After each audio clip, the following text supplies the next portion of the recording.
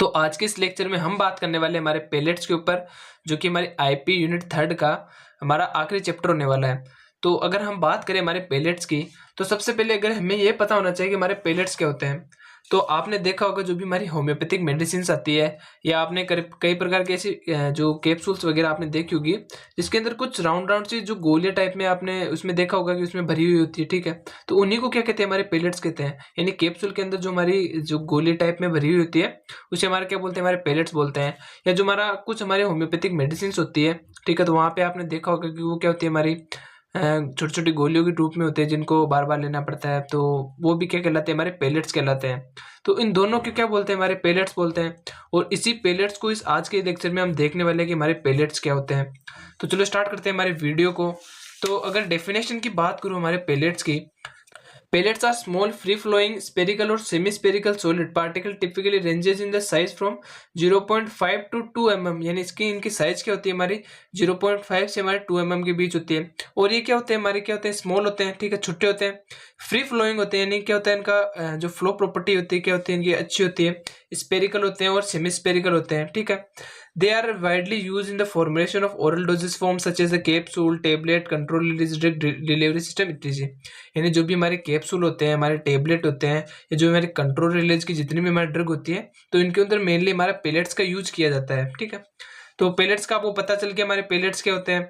अब इनके एडवांटेजेस की बात करें, अगर हमारे कौन कौन से इनके एडवांटेजेस होते हैं, यानी हमारे पेलेट्स का हमारा यूज क्यों कर रहे हैं हम, तो उनकी बात करें तो ये क्या होते हैं, हमारी यूनिफॉर्मिटी ऑफ डोज, यानी इनकी जो यूनिफॉर्मिटी है, जब उनको डोज लेते हैं तो हमारी एक्यूरेट डोज हमें देखने को मिलती है।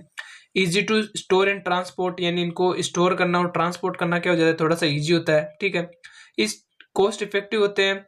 कंट्रोल रिलीज के लिए क्या होते हैं, हमारे अच्छे होते हैं। इनहेंस बायोएबिलिटी, यानी जो भी हमारी बायोएबिलिटी होती है वो क्या होती है, इनकी अच्छी होती है।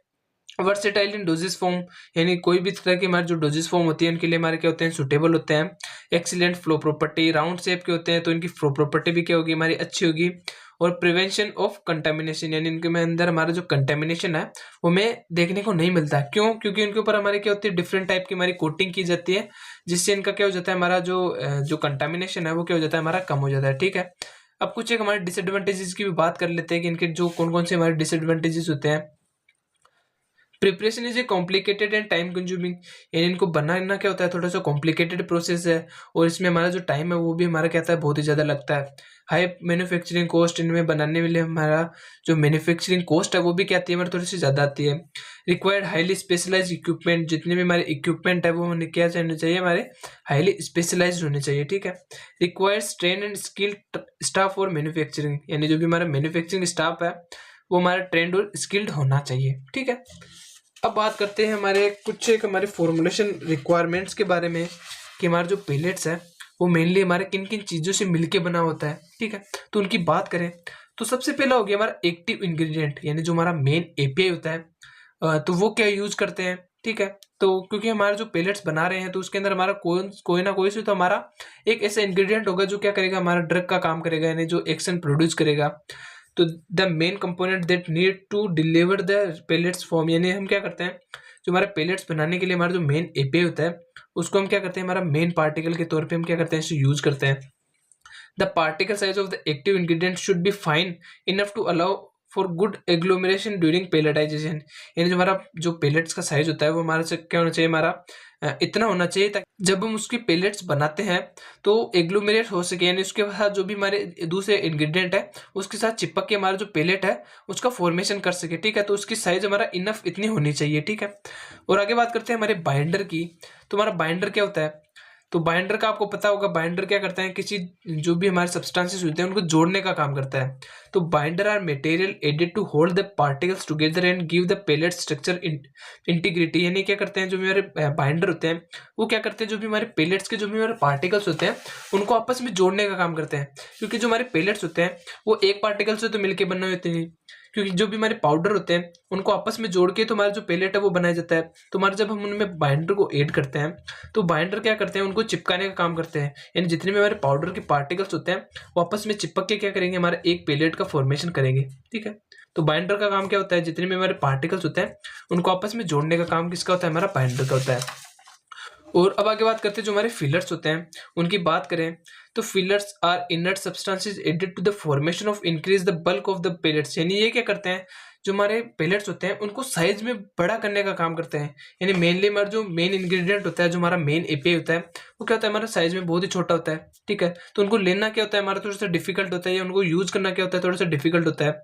तो जो हमारे फिलर्स होते हैं वो क्या करते हैं, इनकी साइज को इंक्रीज कर देते हैं, ठीक है। तो इसके साथ जुड़ के क्या करते हैं, जो हमारा पेलेट्स का साइज है उसको इंक्रीज कर देते हैं। तो हमारा फिलर्स का मेन यूज हो गया, जो भी हमारे पार्टिकल्स होते हैं, जो हमारा मेन इंग्रेडिएंट होता है उसको हमारा यानी उसकी बल्कनेस को बढ़ाने का काम क्या करते हैं, हमारे फिलर्स करते हैं। जैसे हमारा जो माइक्रोक्रिस्टलाइन सेलुलोज हो गया, स्टार्च हो गया, सुक्रोज हो गया, एज ए फिलर हम क्या करते हैं, हमारे जो पेलेट्स के फॉर्मेशन हम यूज करते हैं, ठीक है। और आगे बात करते हैं जो हमारे लुब्रिकेंट्स हैं, तो इनकी बात करें तो हमारे लुब्रिकेंट्स क्या होते हैं, they are added to reduce friction between the particles and surface of the equipment. यानी जब हम पेलेट्स को बनाते हैं तो जिन इक्विपमेंट्स का हम यूज करते हैं तो उनके बीच में जो हमारा पार्टिकल और जो हमारा इक्विपमेंट है वो आपस में चिपके ना, ठीक है। तो इसलिए हम क्या करते हैं, जो हमारे लुब्रिकेंट्स होते हैं उनका हम यूज करते हैं, ठीक है। जैसे ग्लिसरीन हो गया, पॉलीइथाइलिन ग्लाइकोल हो गया, तो एज हम लुब्रिकेंट हम यूज करते हैं जब हम पेलेट्स का फॉर्मेशन करते हैं। और कुछ एक एडिटिव्स की बात करें तो जैसे हमारे जो कलरिंग एजेंट्स होते हैं, हमारे फ्लेवरिंग एजेंट्स होते हैं, उनका भी हम यूज करते हैं हमारे पेलेट्स के फॉर्मेशन में। तो हमारे जो कलरिंग एजेंट्स होते हैं वो क्या करते हैं, हमारे जो भी पेलेट्स होता है उसकी अपीलिंग को बढ़ाते हैं, यानी उसका जो अट्रैक्टिवनेस होता है उसको इंक्रीज करने का काम करते हैं हमारे कलरेंट करते हैं। और हमारे फ्लेवरिंग एजेंट्स क्या करते हैं, जो भी हमारे अनडिजायर्ड हमारे जो ऑर्डर होता है, हमारा टेस्ट होता है, तो उनको मास्क करने का काम क्या करते हैं, जो हमारे फ्लेवरिंग एजेंट्स होते हैं वो करते हैं। और अब बात करते हैं जो हमारे डिसइंटीग्रेंट्स हैं, तो उनकी बात करें तो जो हमारे डिसइंटीग्रेंट्स क्या करते हैं, जो हमारे पेलेट्स होते हैं उनको जब हमारे स्टोमच के अंदर हम लेते हैं तो उनको डिजोल्व कराने का काम क्या करते हैं, हमारे जो हमारे डिसइंटीग्रेंट एजेंट्स होते हैं वो करते हैं। तो these are used in the pharmaceutical pellet to aid the quick disintegration और dissolve of the pellets in gastrointestinal tract. यानी हमारे स्टोमच में जाने के बाद वो कितना जल्दी एब्जॉर्ब होगा वो हमारे डिसइंटीग्रेंट्स पे क्या करता है, हमारा डिपेंड करता है, ठीक है।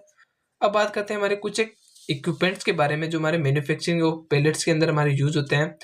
तो ये हो गए हमारे सप्लाई बीन्स हो गए, पेलेट माइल्स हो गई, कूलर्स हो गए, क्रम्बल रोल्स हो गए, शेकर्स हो गए। तो इन सब हमारे जो इक्विपमेंट है इनका यूज करते हैं। और कुछ हमारे ऐसे और भी इक्विपमेंट है जिनका भी हम यूज करते हैं। तो ये इतनी ज़्यादा इंपॉर्टेंट नहीं है क्योंकि एग्जाम में इनमें से हमारा क्वेश्चन देखने को नहीं मिलता, तो ऐसे ऊपर ऊपर से इनको याद रख लो, ठीक है। और अब बात करते हैं जो हमारे पेलेट्स है वो मेनली हमारे बनते कैसे हैं, कैसे हमारे पेलेट्स का फॉर्मेशन होता है, तो उनकी बात करते हैं। यानी हमारे पेलेटाइजेशन टेक्निक्स की बात करते हैं। तो pelletization technique process in which the fine powders और particle of bulk drug and excipients are converted into small free flowing in रफली स्फेरिकल यूनिट कॉल्ड पेलेट्स। यानी हम क्या करते हैं, जो हमारे पेलेट बनाने की हमारी प्रोसेस है तो उनकी बात करते हैं। तो हमारे पेलेटाइजेशन हमारे एक प्रोसेस से हमारे जो पेलेट्स है उनकी फॉर्मेशन नहीं होती।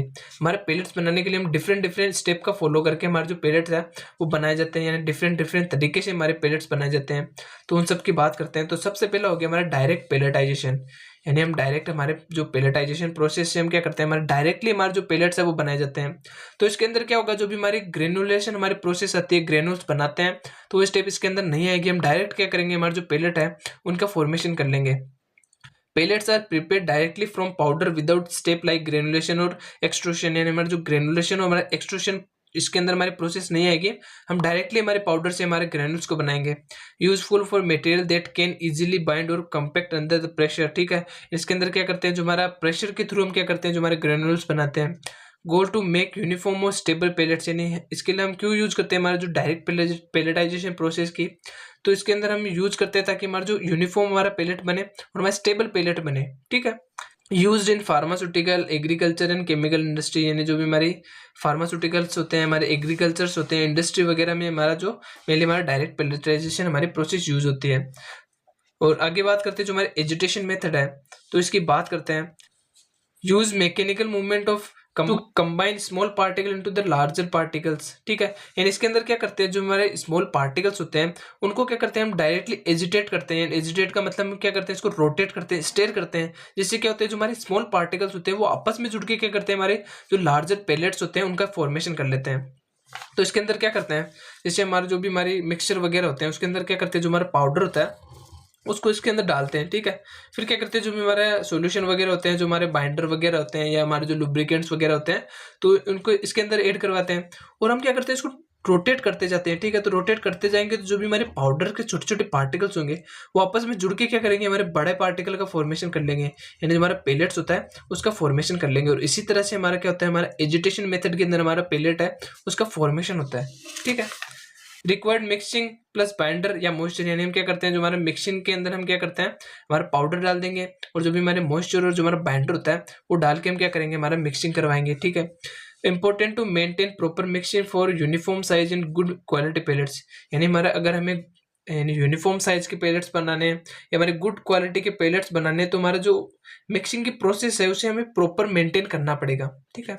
तो इसकी हमारी एक प्रोसेस है।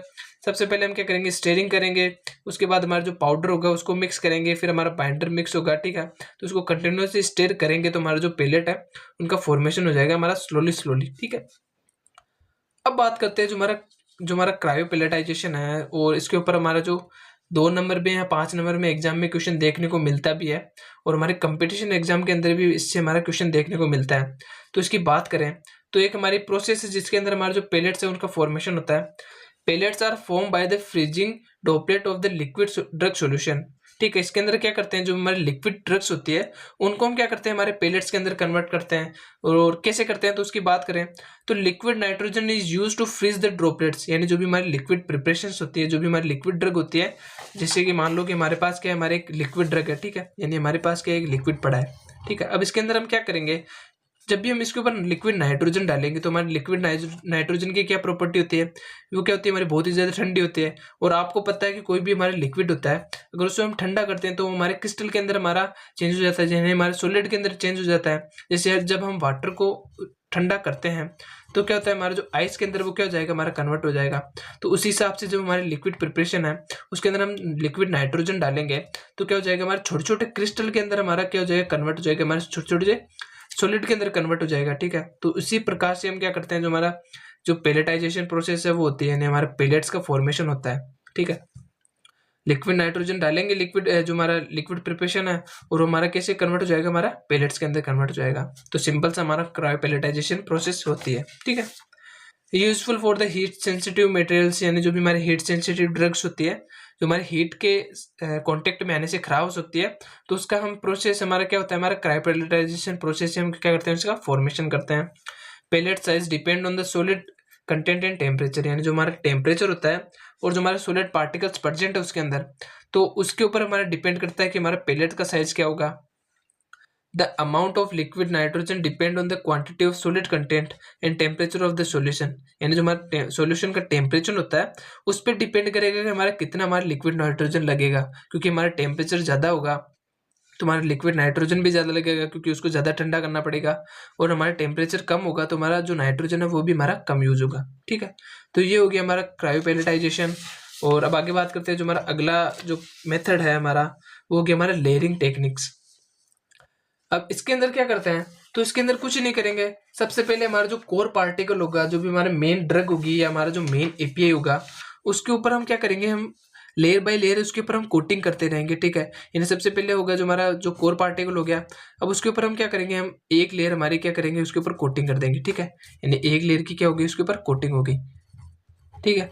अब क्या करेंगे, हमारे अगले स्टेप के अंदर क्या करेंगे, हम एक और हमारे लेयर की इसके ऊपर क्या कर देंगे, हमारी कोटिंग कर देंगे। जैसे हमारी ये एक लेयर होगी, अब इसके ऊपर हम एक लेयर की और क्या कर देंगे, हमारी कोटिंग कर देंगे, ठीक है।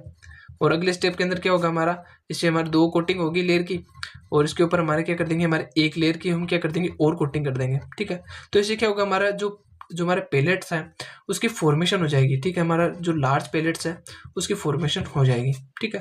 तो हमारे लेयरिंग टेक्निक के अंदर हम क्या करते हैं, इसी प्रकार से हमारे जो पेलेट्स है उसकी फॉर्मेशन करते हैं।